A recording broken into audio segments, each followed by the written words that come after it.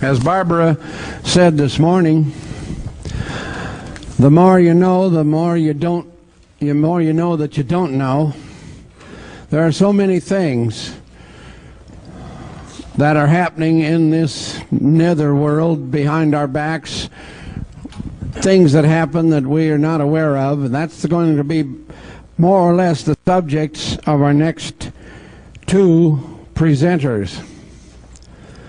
Fritz Springmeier, coming to us from Oregon, has spent 20-plus years researching what's been going on in things that most people, not this crowd particularly, but of course most people really have no clue on, in the area of influencing actions of people with various types of mind control.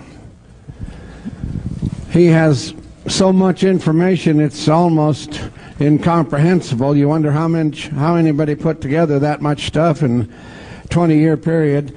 One of the books that I have of his is encyclopedia size, and that's only one of whatever 10 or 20 that he's put together. So there is a lot of information for him to try to cram into the next 55 minutes for you, but he will have a workshop, of course.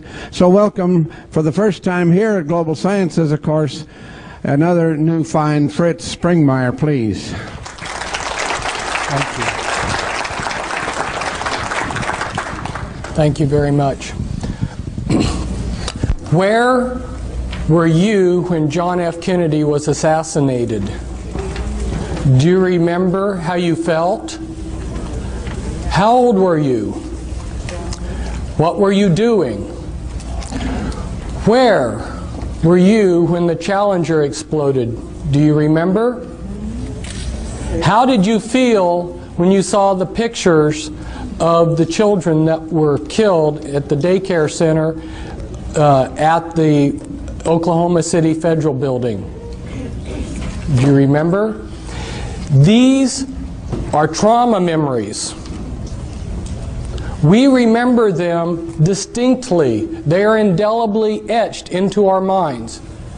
However, how many of us know the lie that was programmed into us at each of those traumas? Now, I realize that most of you don't know what I'm talking about, but I'm getting there.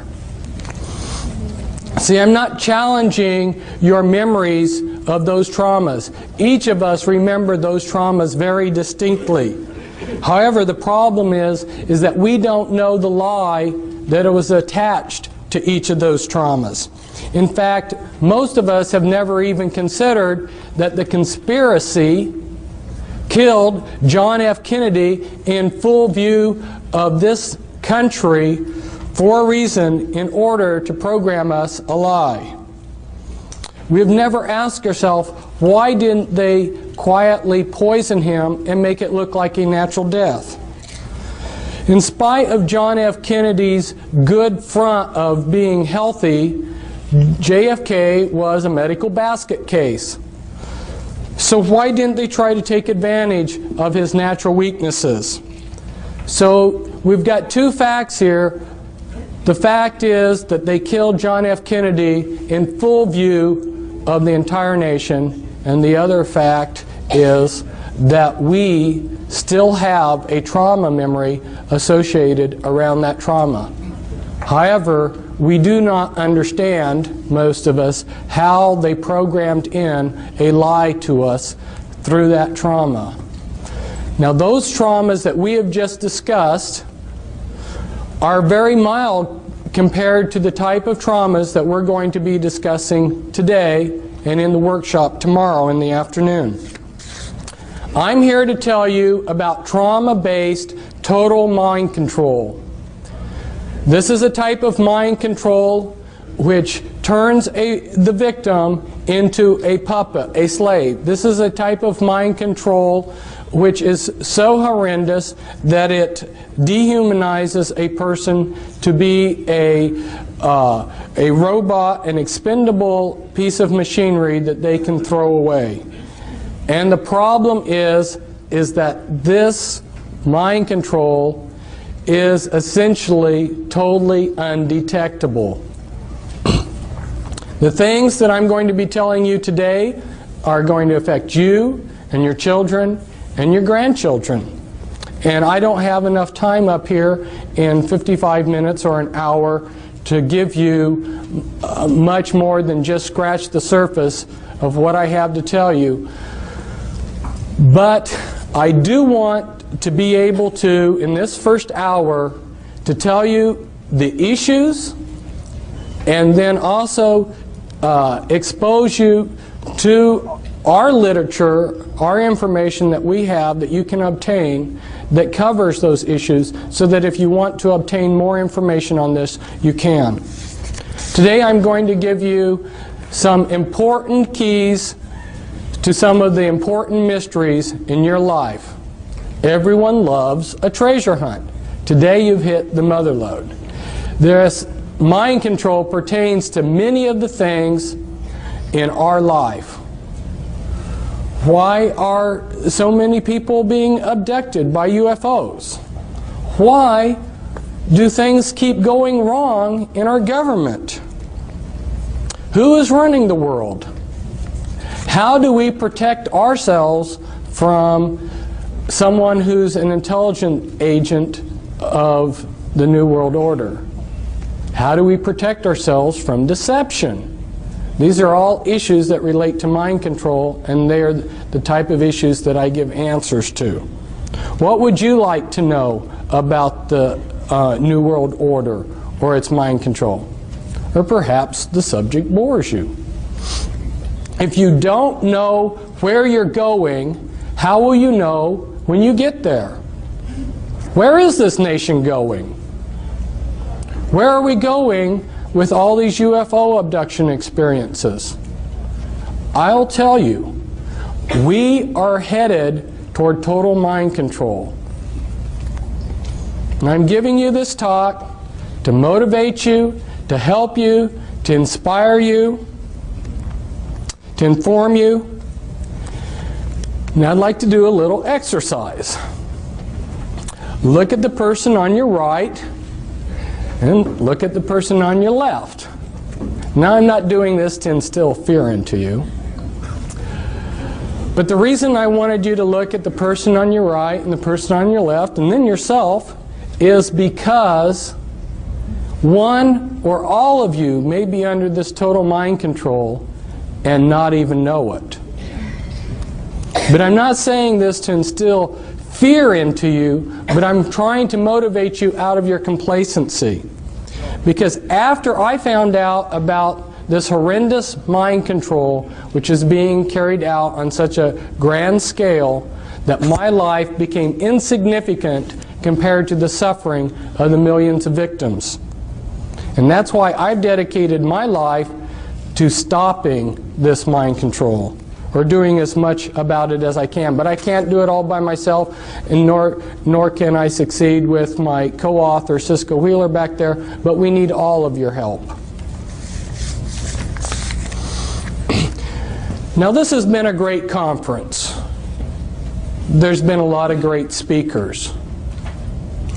But if I was to sum up this conference, I would sum it up as saying mind control and disinformation. What do I mean by disinformation? Today, people don't understand what disinformation is. One needs to go and study, which I have done, how these intelligence agencies that disseminate disinformation, how they operate, and what kind of disinformation they put out. A very good example of this is MI5 and MI6, British intelligence. Maybe a lot of you are aware that British intelligence created American intelligence. And British intelligence is extremely powerful. Before World War II got started, the British had infiltrated the Nazi spy apparatus, so that every German agent that was recruited into the Nazi apparatus that was spying on Britain had to become a double agent. 100% of the German agent spying on Great Britain was a double agent for the British. And anyone who joined those spy cells had to become a double agent, or they got dropped, so they kept the continuity. Through those double agents, they disseminated disinformation to the Germans. If you will study the type of disinformation that they fed through those German agents, you'll get a good idea of the type of disinformation that's being disseminated to you all through double agents. Some of them have been up here as speakers. You may think that disinformation is simply passing a lot of lies. No. Disinformation has to look like the absolute truth, but you slip in a little poison with it. So some of these double agents that the Nazis had received very big decorations by Hitler. In fact, one of these British agents, double agents, received the highest award that Hitler could give him, while at the same time he received the highest award that the British could give him. Kind of interesting, huh? An example of how disinformation works. You give 99% true information, and it's that one little piece of disinformation that's the clincher. So through their spies, they fed the Germans the range of their naval radar, but they understated it. Well, the Germans were excited to get any information on the British radar, their naval radar. When the Bismarck sailed, and you're familiar with the battleship Bismarck, because their intelligence agencies had been fed this shortened range of the naval, British capabilities of their naval radar, that one little piece of disinformation, they made a big mistake, and that mistake cost them the Bismarck.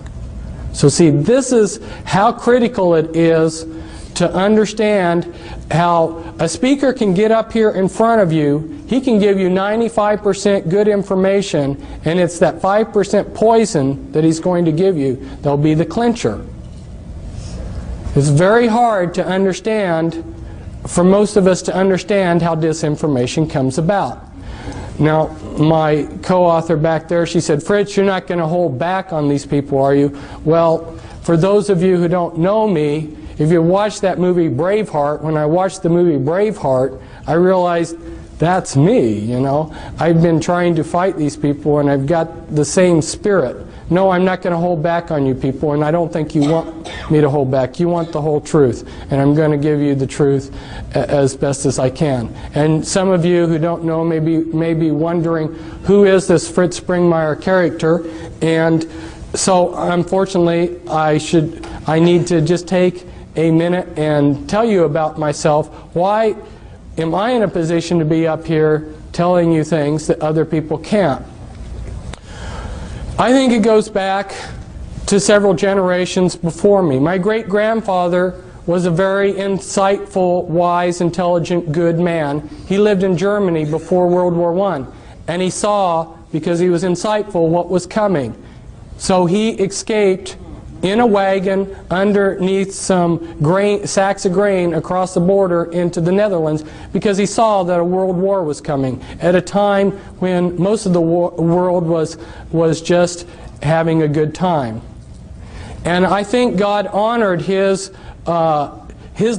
desires of his heart not to be involved in all the warfare that he saw coming to Europe, because he had 5 sons, and they had a lot of sons, and not one of his sons or grandsons ended up fighting in a war, because their age staggered them so that none of them ever got drafted. That's pretty amazing.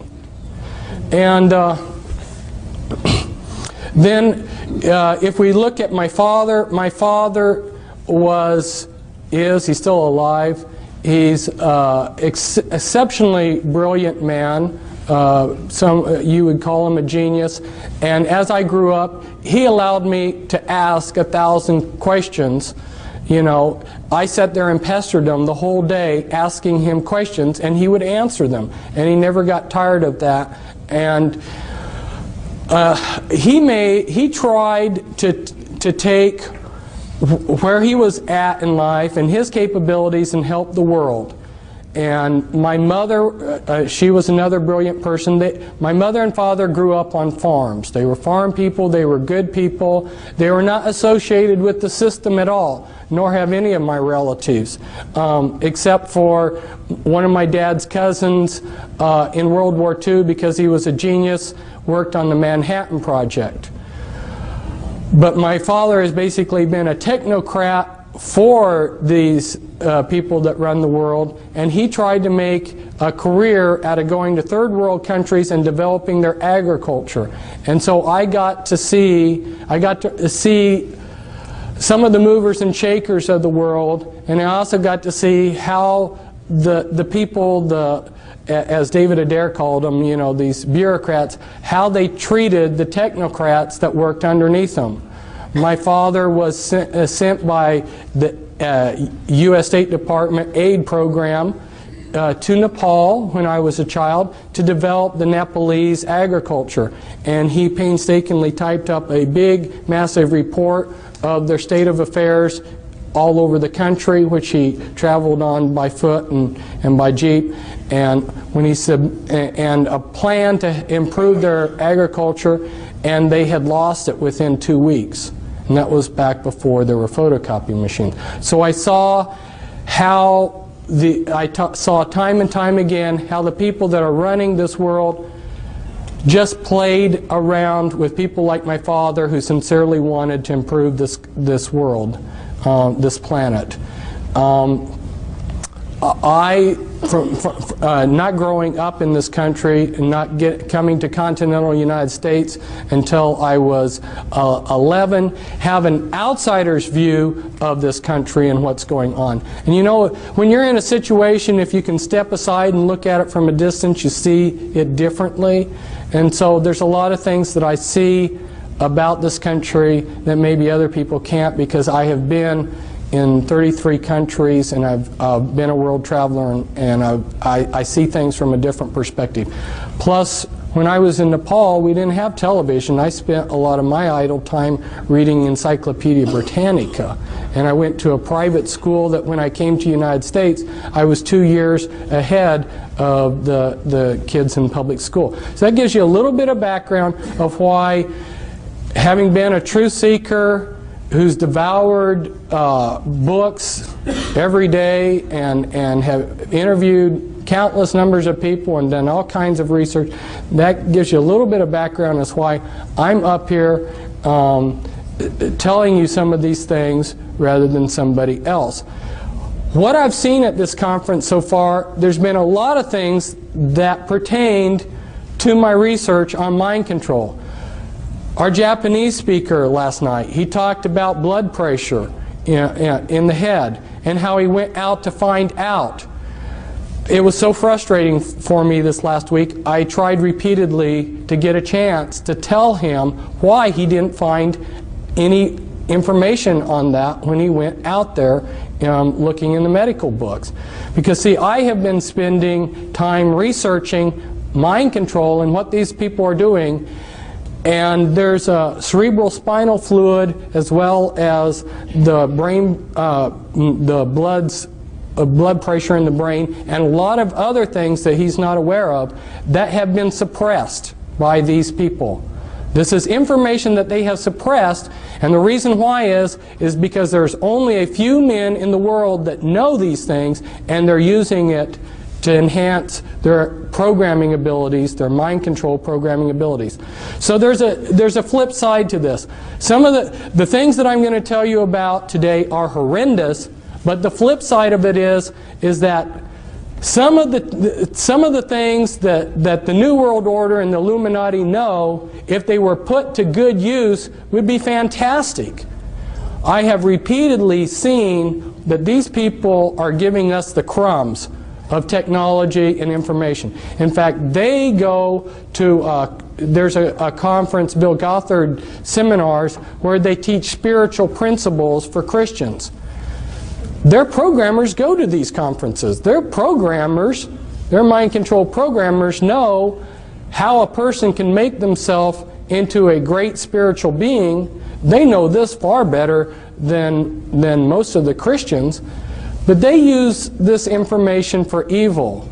They're able to take and set in things within the life of a person to prevent them from becoming the person that they could have. So there is a good positive flip side to this, but if you saw what I've seen, it would make you angry that these people are taking what could be used for the elevation of mankind and they're using it to enslave us. Now, as I go through this, I'm going to touch on a whole variety of things because, like Dean was telling me, he says my audience knows a lot about the Illuminati. The thing of it is that the information, the level of information that I'm putting out about the Illuminati, unless you've been in touch with my information, you haven't heard it before, because that's a much deeper level than what the people are telling you. So I need to just touch on some things so you see the type of information that you can get. And this all pertains to the mind control. So we're going to run through real quickly here some overheads. Around this date, Admiral Stansfield Turner, who was head of the CIA, went before a congressional subcommittee, and he admitted to them that yes, the CIA is carrying out mind control on countless numbers of unwitting American victims. And he even went so far as to say the basic methods that they use in this mind control: hypnosis, drugs, and torture. And around this period of time that he was addressing the congressional subcommittee, why the New York Times had this article. Here they mention a couple names of these are mind control programmers: Dr. Ewan Cameron and Dr. Louis Jolyon West. They were two examples of mind control programmers.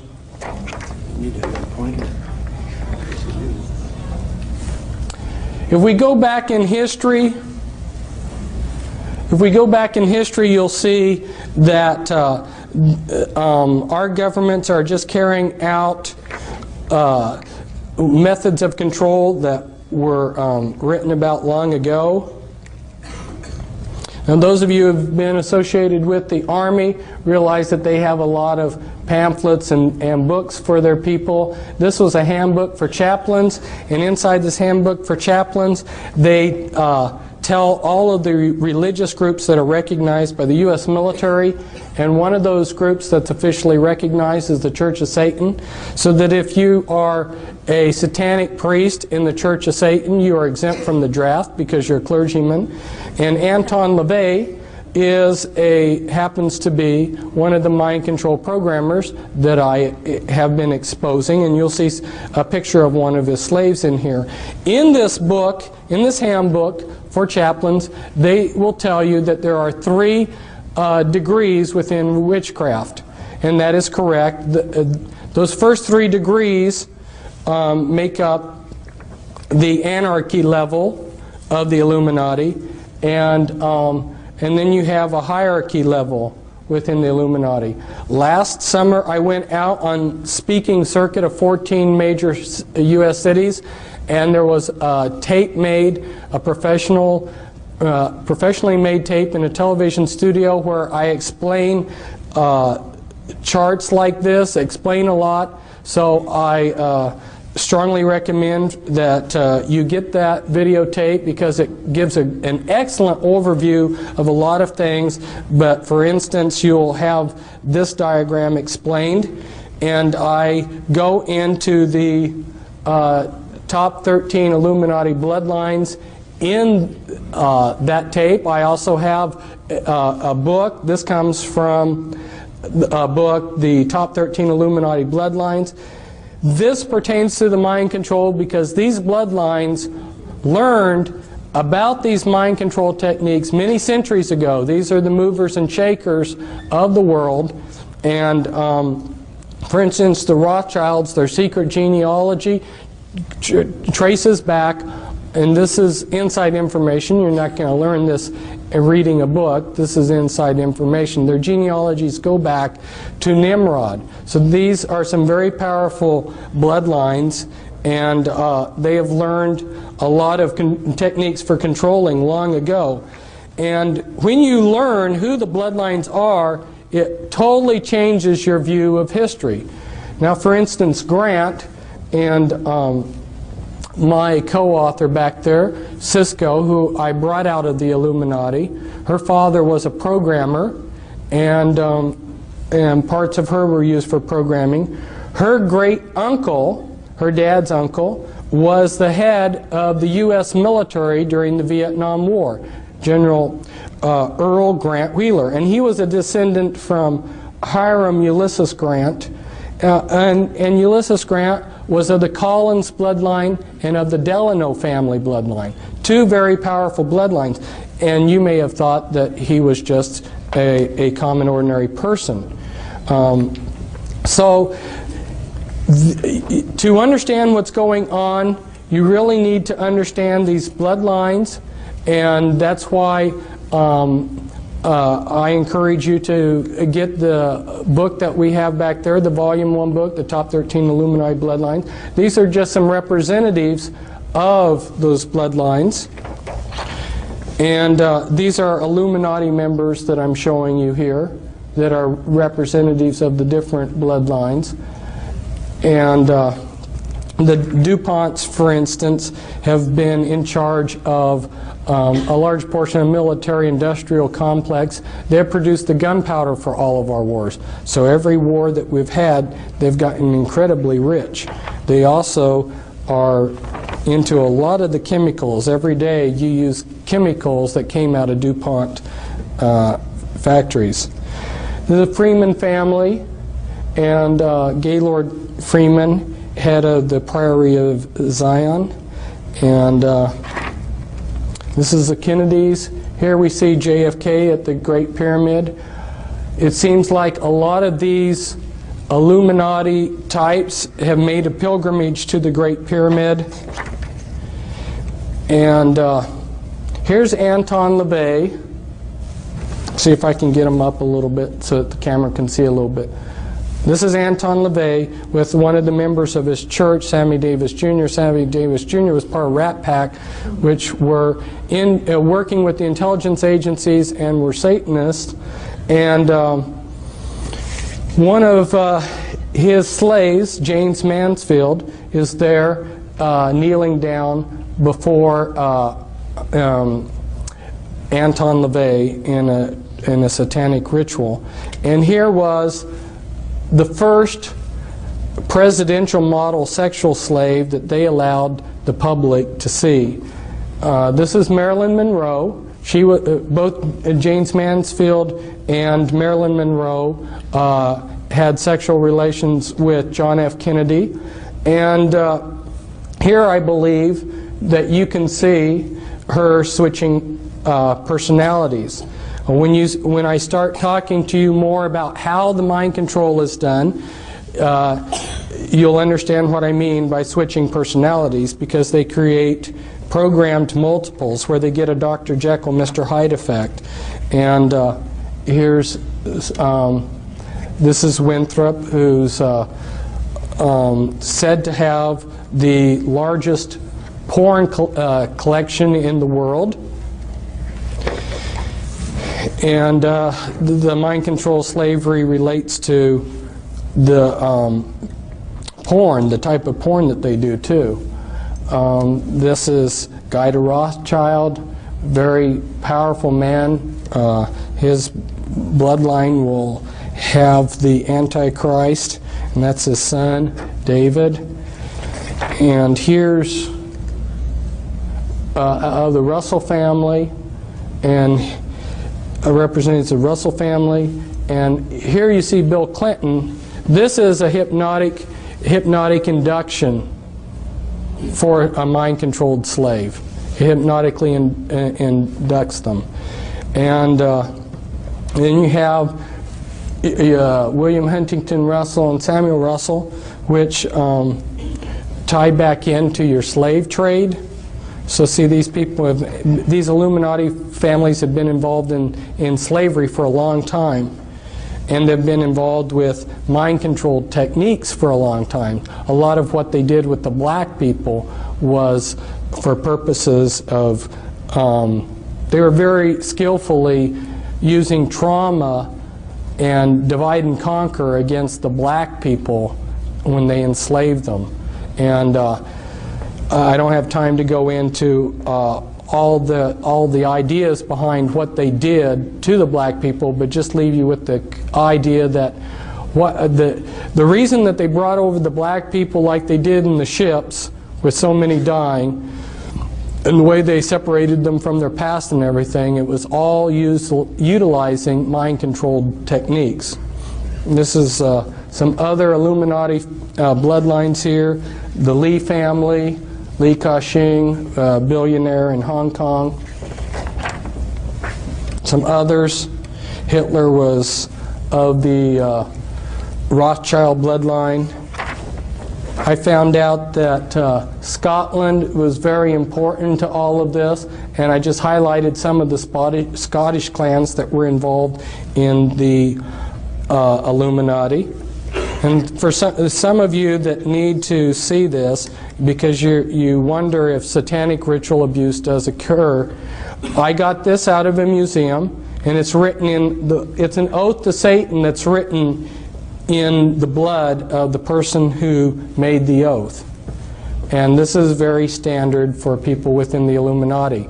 And this all relates to how the mind control is done, because a lot of you can't separate the rituals, the satanic rituals, from the mind control programming. They dovetail in. But they're also using alien themes in the mind control too. And again, I will explain this in the videotape. It's a castle in Belgium, an important castle of the Mother of Darknesses, which is a rank within the Illuminati. This is the front entrance to it. The Illuminati have set up objectives, okay? And then those are broken down into components, and then they use different parts of society to bring those objectives about. They want things to happen as if they're happening naturally.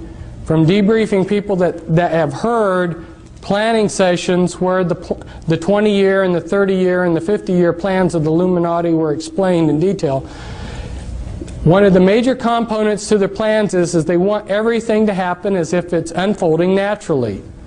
So where the mind control slavery is so important is they have salted their people throughout all levels of society.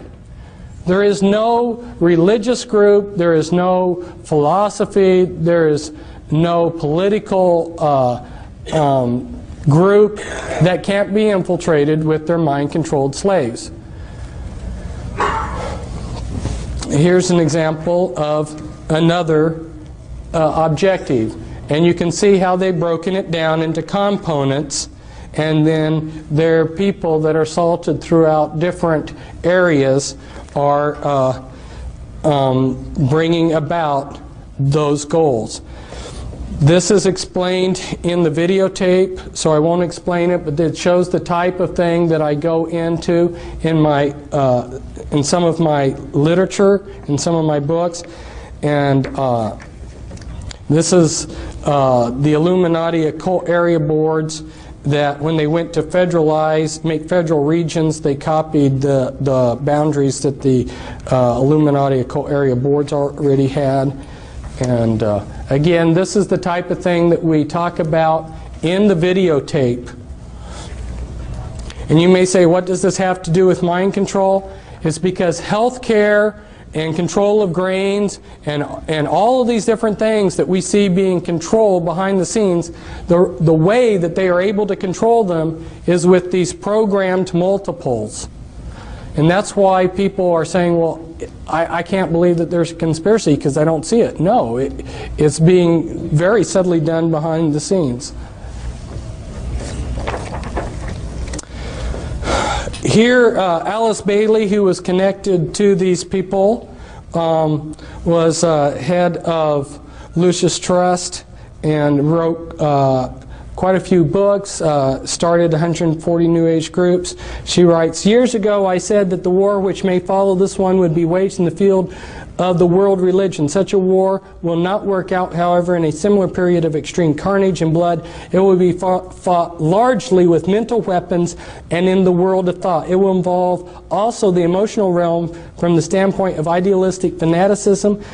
This inherent fanaticism found ever in reactionary groups will fight against the appearance of the coming world religion and the spread of esotericism. The coming struggle will emerge within the churches themselves." She's talking about mental weapons. Now, she doesn't spell it out here, but what she's talking about is the mind control that I'm talking about. And the name of her book's very appropriate. It's Externalization of the Hierarchy. What was done in secret in these secret societies that tie in with the Illuminati, what was done in secret 100, 150 years ago is being externalized into society. And part of the way that they're doing it is through the mind control that's got an alien script to it, and through people that are seeing things and dreams and so forth. You know,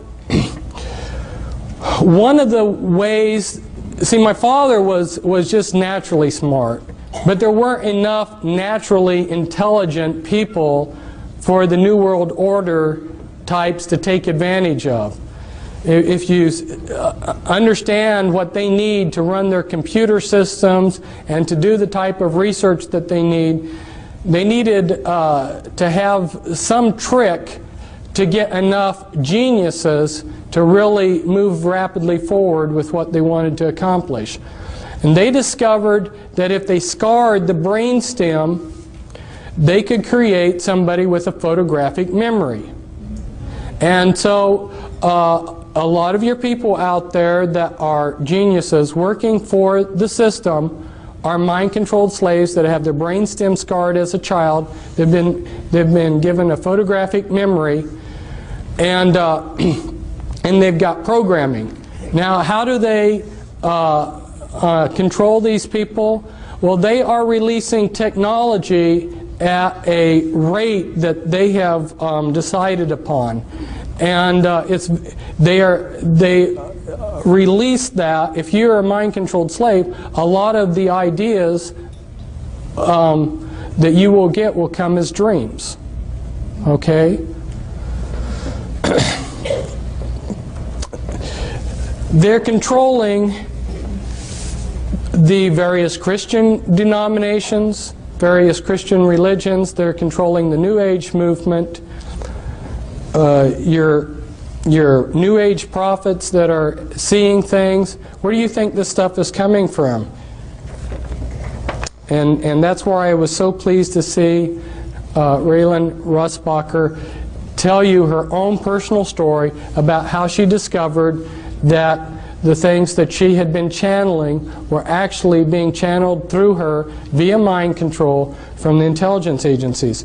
This is, it doesn't show up very well on here. It's such a beautiful picture, but it's the inside of the House of the Temple of the Supreme Command of the Supreme Council, of the 33rd degree of the Scottish Rite Freemasonry in New York City. The House of the Temple here, one site for programming, one place for the Grand Druid Council to meet in a room there. Here I'm at a programming site. And this is the Presidio, and this is real near the Presidio, the Palace of Fine Arts, and where Illuminati have done rituals. Here's some more pictures from the area. You'll notice that the 6th Army has the satanic hexagram within a circle with the anarchy, satanic anarchy A inside of it, and a lot of their staff are Satanists. This is some more sites around the area used for programming. This is on the Presidio where the Illuminati have had some rituals inside of there. And in the distance here is Alcatraz, which has been used for ritual programming. This is Tavistock, which is a site that's been used for mind control programming. Rothschilds have used Tavistock quite a bit. Here's a couple programmers. This is Michael Aquino, who's head of Temple Asset. He's a mind control programmer. And I don't think that he's got his staff in his hand there in the picture, but he oftentimes carries a staff. That's staff is like a cattle prod, and it will give you electroshock. There's been quite a few books coming out recently about the mind control, but they're all pretty vague. So I encourage you to get the Volume 2 book that we have, and the title to it's the Illuminati Formula Used to Create an Undetectable Total Mind Controlled Slave. Now, how are they doing this? Well, they're using natural things, natural functions of the brain. Some of you have probably been driving along the road and you've been talking to your wife and just driven automatically. See, the mind can work in two different things. What you're doing is you're hypnotically trancing out on your driving.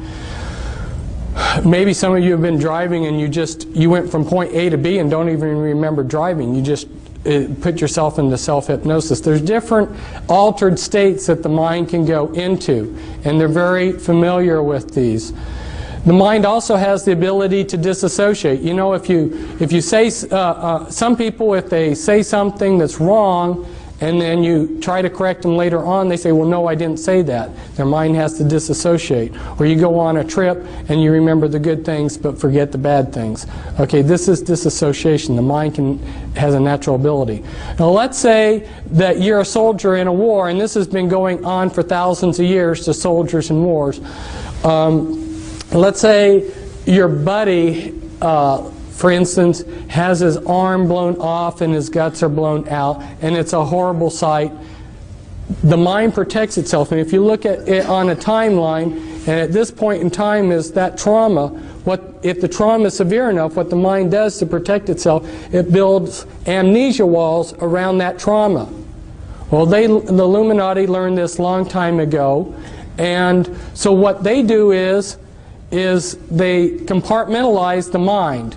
They take a small child and they just traumatize the heck out of it and split the mind and build all these amnesia walls between all these traumas. The worse the trauma, the better, because the better the trauma wall. So the most horrendous traumas you can possibly imagine are the ones that they want to use. When you've splintered the mind up into many pieces of disassociated pieces, then you can go in and pull that piece up to the front of the mind, and you can construct out of that piece of memory whatever you want out of it. Now, you remember that some people have said that the human mind is like a huge computer, and if you got all the computers of the world together, in some ways your mind would excel. You would be all of the computers in the world. You've got a fantastic computer here. Well, you know how a computer can section off memory. You know, when you turn on your computer, if you need to reboot it, it reboots out of memory that you can't get to. In order to make a functioning computer, the big hurdle that they had to jump over was to be able to create memory that you couldn't access. Well, that's what they're doing with the mind. They're splintering up your memory into thousands of little pieces. My co-author on a couple books on the mind control, her mind was split 30,000 ways. Now, you take those pieces of the mind, yeah, tremendous amount of trauma. Think of the amount of trauma it takes to split the mind and then multiply that times 30,000 times. Tremendous amount of trauma all through these people's lives. So you take that piece and you can make that piece of the mind into anything you want. Now let's say they take one piece and they show it films, and through the programming they make it into a particular personality. Well, what they want to do is they want to make the most perfect front for their slave possible. And so They will test a slave, they will test a victim that they're going to make into a mind-controlled puppet. They'll test them when they're a small child. And I go into the techniques in the book as to how they can test as to what your abilities are. They use EKG tests, and they know how to determine what your abilities are as a small child as to when you would grow up. So they plan out your they plan out your life ahead of time. They say, this one will be a doctor, this one will be a lawyer, this one will be a scientist working on rockets, this one will be this one will be that, okay? And depending on what they're wanting you for will determine the type of programming they give you. So it's very systematic, and because the movers and shakers of the world have all of the resources, basically, they can move these people into whatever field they decide for them, so they become the top of their field. Now, their front personalities are very legitimate, sincere people. They don't know about the Dr. Jekyll, Mr. Hyde effect. Imagine yourself being a Christian minister and horrors of horrors finding out that you've got disassociated parts of yourself that are Satanists, that are satanic, that go to Illuminati rituals.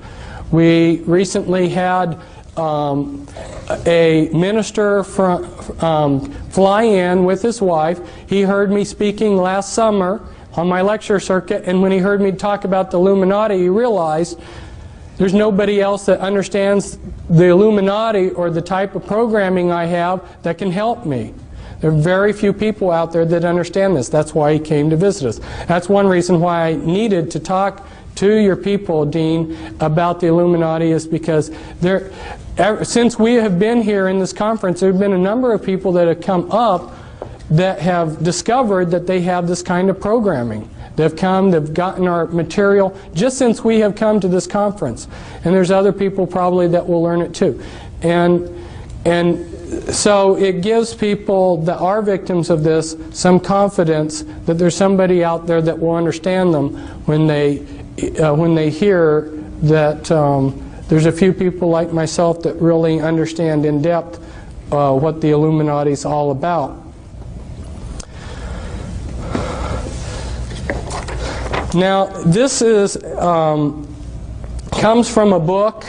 I took it from somebody else's book, but this is somebody who's trying to develop artificial intelligence for computers. He's extremely brilliant. He understands the mind perhaps better than anybody, and he's showing the processes of memory and motivation. And I'm just throwing these diagrams up to you to show you that the natural mind is not one monolithic thing, but it's many components. And the Illuminati understand what those components are and how to divide the mind from itself and how to control those processes. For instance, if you electroshock somebody, you destroy their short-term memory for about 24 hours. So every time that Cisco was used for some purpose, let's say she was running drugs for them, or being used as a sexual slave, or whatever they were using her for, on a daily basis practically, they would electroshock her. What that would do is splinter your short-term memory. Once they get you programmed to where they want you, then they will delete your memory of having been used in these things. People that are on sensitive in government projects, if you are in charge of something that takes a classification, you're going to be under mind control. Don't you think that they're smart enough to want to control their secrets? And this is was taken at Bethesda, which happens to be a programming center, but it's showing the brain's PT scans of multiples. And you'll see that from when one personality holds the body to another, we've got totally different PT scans. The mind of a multiple personality, and they now call MPD DID, just recently changed that, I think, to throw some confusion into things. But when you look at the PET scans, they're different. If I try to impersonate a different persona while I'm getting PET scans, my brain will look the same. The programming is layered in, and this comes from another one of our books back there. Cisco did amazing drawings where she invited her different alters, her different personalities to work together on putting down on paper what they were seeing, because they had no talk programming. And the programming that is so sophisticated, in the 3-hour workshop, I'm going to try to go through step by step and give you more of the details of how it's done. And of course, you've got the Volume 2 book, which explains it from A to Z too. But there's so much to talk to you about. I mean, how they're using implants, and on and on and on. And I'd love to tell you everything that I know. But as they go in and splinter a person's mind into thousands of disassociated pieces, they have to put those pieces together in some fashion that's going to be useful to them. So then they're structuring. And as they build the structures, they like to use structures like this. Like this is an infinity type structure, so that the person being programmed, they get a feeling like there's no beginning or no end to the programming. It gives them a hopeless feeling. But the type of sophistication, the level of thinking in this programming is so in-depth.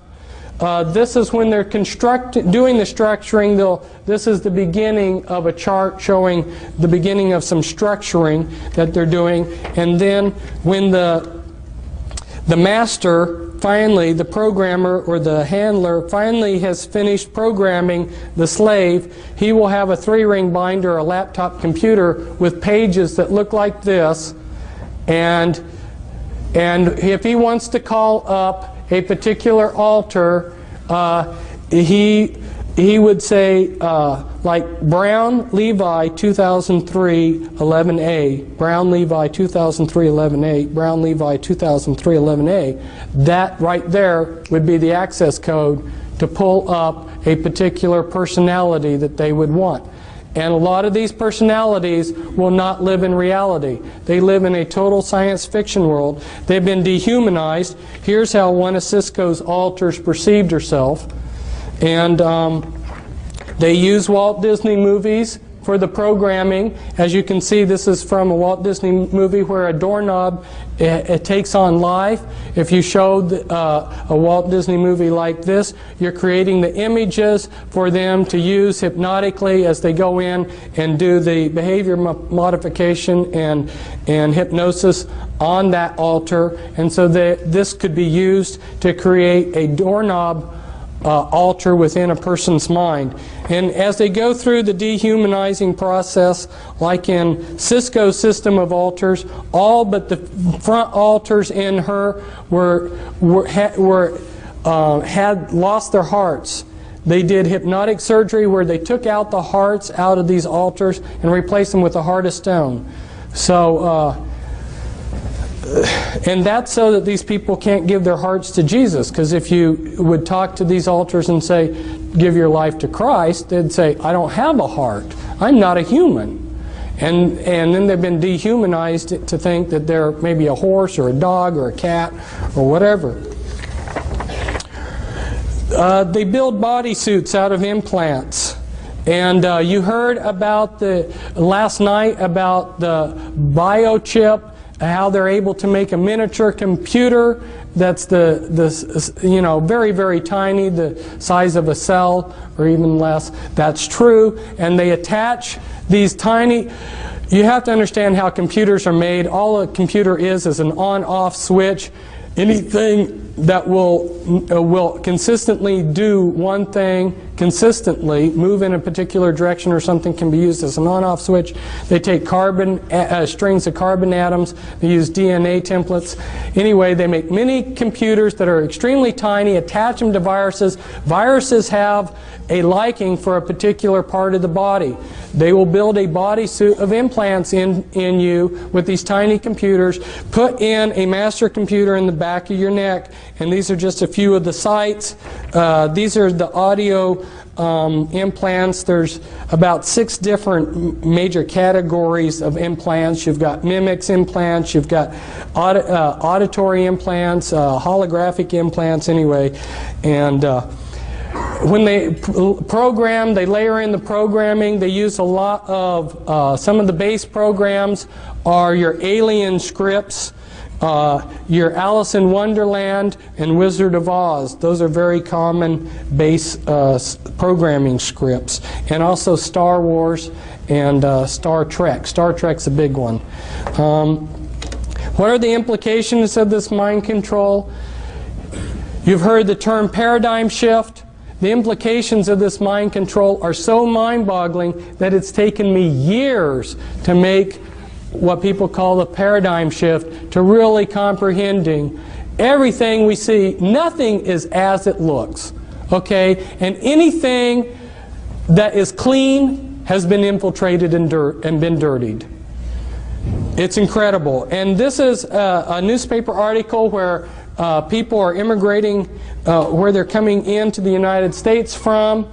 And of course, if they put Eastern Europe up here as something, it would be right up there probably in the top 6. But you see Russia and China and Vietnam right up there in the top countries that are sending us immigrants. These are countries that are also practicing mind control. How many Spetsnaz agents have been infiltrated into the United States? We are not being protected, but we're being moved towards a one-world government. Well, they will give us perhaps something that looks like this. This is one of the plans of what they want to give us.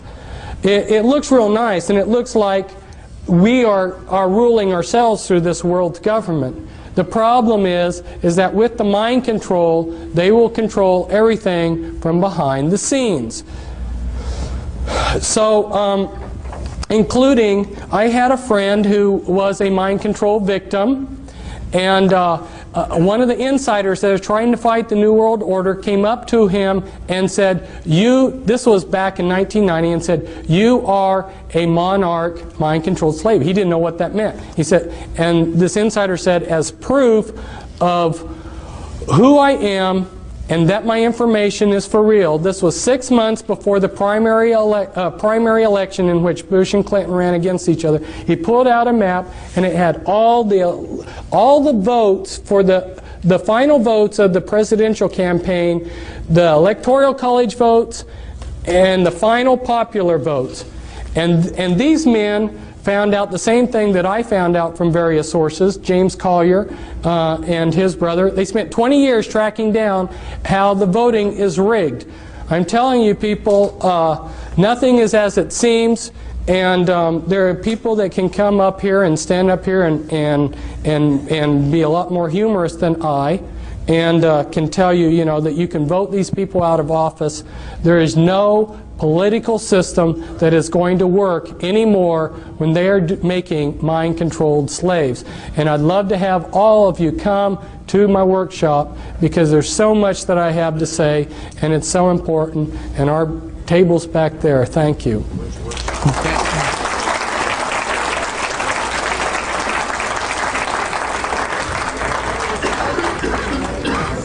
Again, thank you very much, Fritz, for